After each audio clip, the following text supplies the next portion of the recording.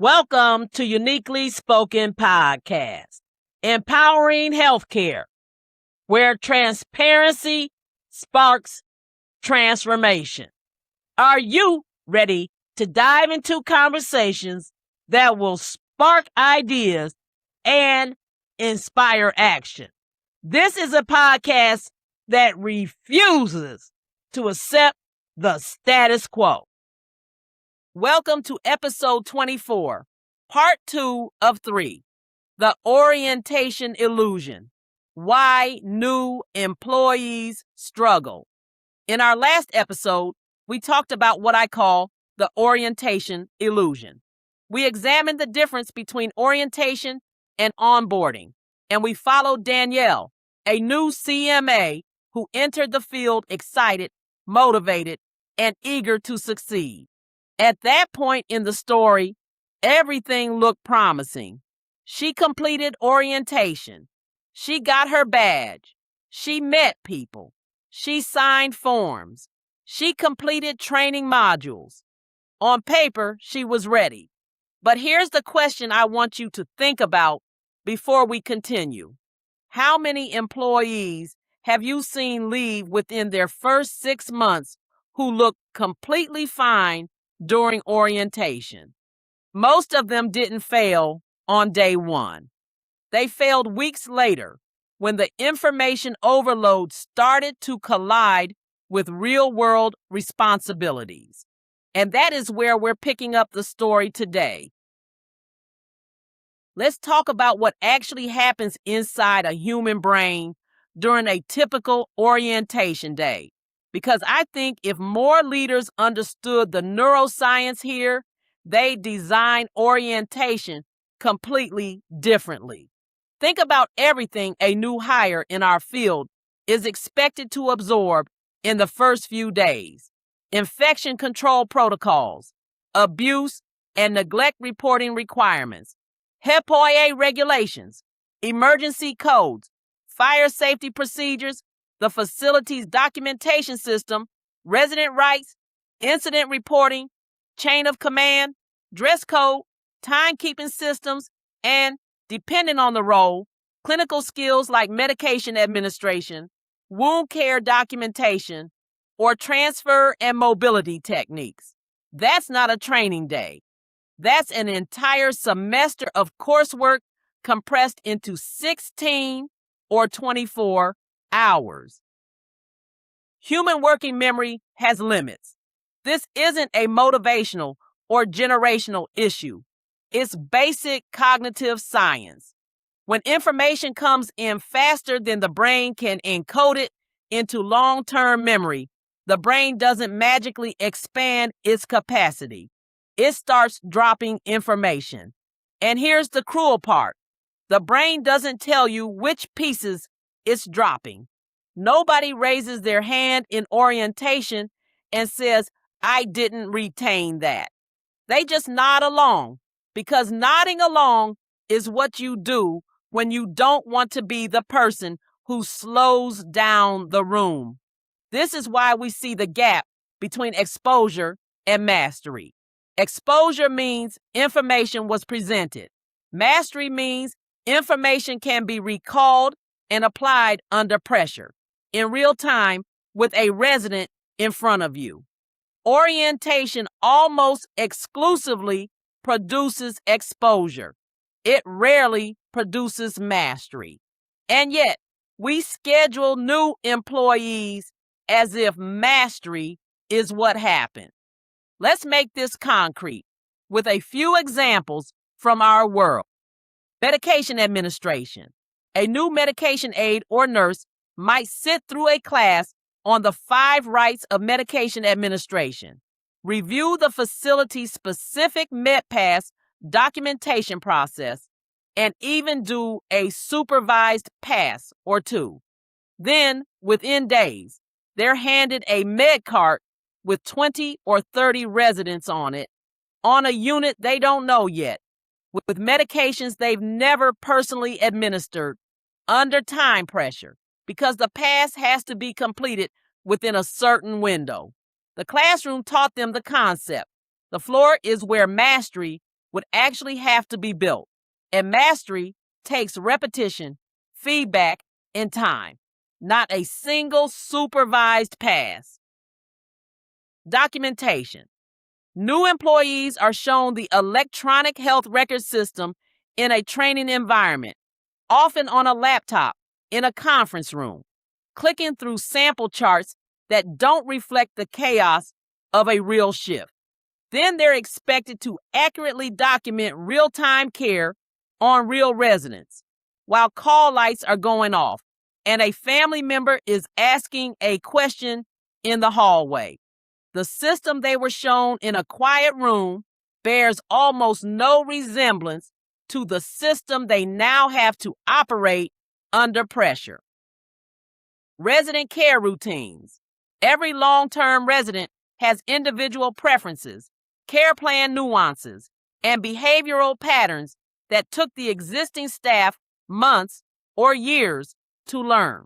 A new employee is told, check the care plan, which is good advice, but care plans don't capture the 1,000 small things. That Mr. Alvarez prefers his pills after getting out of bed. That Mrs. Chen gets anxious if you approach from her left side. That a particular resident's agitation is actually a signal that he needs to use the bathroom. That knowledge lives in the collective memory of the existing staff, and there's no orientation binder that transfers it. It has to be taught in real time by people who are patient enough to explain it, which brings us to the next problem. Emergency procedures. Fire drills and code trainings are reviewed in the classroom, sometimes with a quiz at the end. But the actual experience of responding to a real emergency, a resident fall, a choking incident, a rapid change in condition, activates a completely different part of the brain than sitting in a classroom reviewing a policy. Under real stress, people fall back on what's been rehearsed, not what's been read. If the only rehearsal was a slideshow, the new employee's brain has nothing reliable to fall back on in the moment it matters most. Here's the pattern across every one of these examples. Information was delivered, but competence wasn't built. And the gap between those two things is exactly where new employees start to quietly panic, cover, guess, and eventually withdraw. Which brings us to Ray and Carol. In almost every skilled nursing facility I've worked with, the person assigned to train a new hire is chosen based on availability, not teaching ability. Somebody's on the schedule. Somebody's willing. Somebody's been there a while. That person becomes the preceptor. Rarely is that person selected because they've been trained to teach, coached on how to give feedback, or given any kind of standardized curriculum to follow. The result is exactly what happened to Danielle. 3 different preceptors, 3 different ways of doing the same task, and a new employee left to reconcile the differences on her own. Let's talk about what this does psychologically, because the damage isn't just procedural, it's emotional. When a new employee is taught one way by one person and a contradictory way by another, their first reaction is confusion. That's normal, and honestly, that's manageable if there's a safe way to resolve the confusion, like asking a question and getting a clear answer. But here's what typically happens instead. They ask the question, and instead of a clear answer, they get a subtle judgment, an eye roll, a sigh, a you'll figure it out, an implication that asking the question itself was somehow the wrong move. After that happens 2 or 3 times, something shifts. The new employee stops interpreting the inconsistency as, these are 2 different techniques, and I should figure out which is right. They start interpreting it as, I clearly don't understand something everyone else understands. And asking makes that obvious. So I should stop asking. That's the moment confusion becomes disengagement. It's subtle and it's incredibly common. And it is almost never caught by leadership because from the outside, a disengaged new employee doesn't look dramatic. They just look quieter. They stop raising their hand in huddle. They stop lingering after shift to ask a follow-up question. Leaders often read this as a good sign. Oh, she's settling in. She's not needing as much help anymore. In reality, it's frequently the opposite. She's not needing less help. She's just stopped believing help is something she's allowed to ask for. And here's the leadership blind spot I really want to highlight. Inconsistent precepting doesn't just fail to teach a skill correctly. It actively teaches new employees that this organization doesn't have a shared standard. If Carol and Ray disagree on how to do something as fundamental as repositioning a resident, what does that tell a brand new employee about how seriously this organization has thought through its own training? It tells them that everyone is improvising. And employees who conclude the organization is improvising its training tend to lose confidence that the organization has a plan for anything else either, including their own success.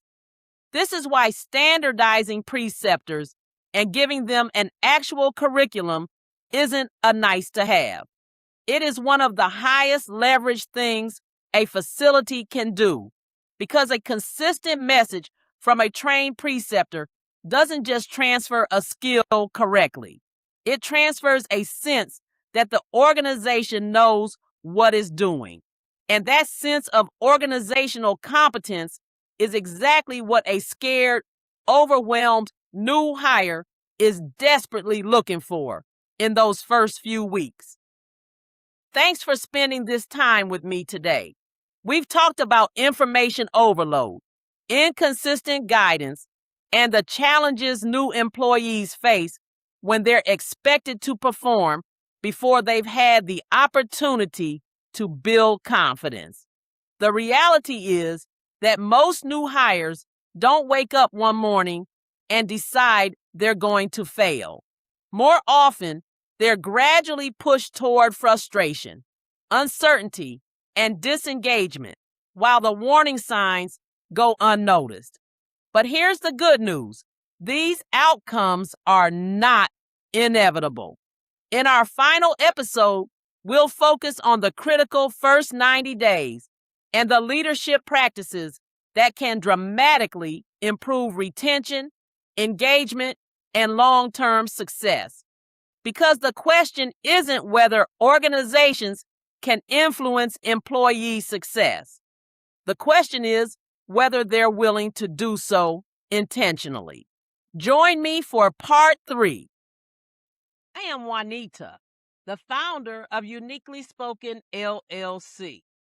I started this podcast to ignite change in healthcare, starting with long-term care settings. It is time to transform nursing homes and rehabilitation centers, assisted living and memory care communities to all become premier long-term care settings nationwide. It is time for all long-term care settings to receive a 5-star quality and customer service rating. It starts now, and it starts with me. It starts with you, and you. And the time is now. Thank you for joining us. We broadcast every Tuesday at 8:30 a.m. Eastern Standard Time. Don't forget to join the conversation, request to be a speaker, and partner in transforming long-term care settings. And don't forget to tune in next week. Thank you for joining us on Uniquely Spoken LLC podcast. Please subscribe on Spotify, Apple Podcasts, or wherever you listen. Remember to connect with us. Follow, comment, subscribe, share, be a guest. Visit us at uniquelyspokenllc.com/podcast. That's UNIQUELEESPOKENLC.com/podcast. Or if you are a viewer, scan our QR code. Please remember to stay informed, stay empowered, and keep the conversation going. We love hearing from you, and we'll see you next week.